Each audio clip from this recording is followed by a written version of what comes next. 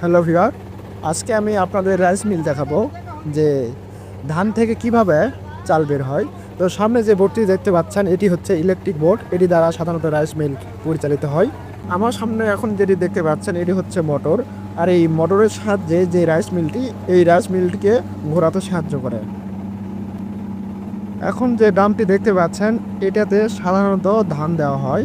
তো এখন এখানে ধান দেওয়া হচ্ছে, আপনারা দেখতে পাচ্ছেন।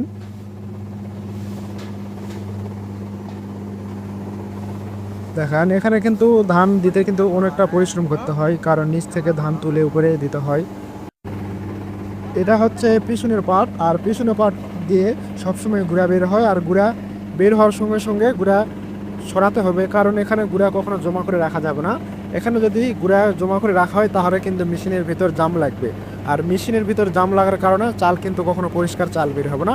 এই জন্য গুঁড়া বের হওয়ার সঙ্গে সঙ্গে দেখেন আমরা গুঁড়া পরিষ্কার করতেছি। আর এটা হচ্ছে সামনের পার্ট, দেখেন সামনের পার্ট দিয়ে কিন্তু খুব সুন্দর চাল বের হচ্ছে, আপনারা দেখতে পাচ্ছেন খুব পরিষ্কার চাল বের হচ্ছে।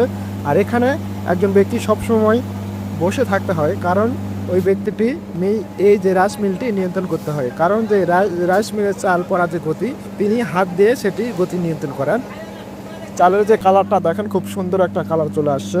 আর অনেক সময় দেখা যায় যে ধান সিদ্ধ এবং শুকানোর কারণে কিন্তু অনেক সময় চাল ভেঙে যায়, সেটা হয়নি, খুব সুন্দর চাল পাইছি আমরা।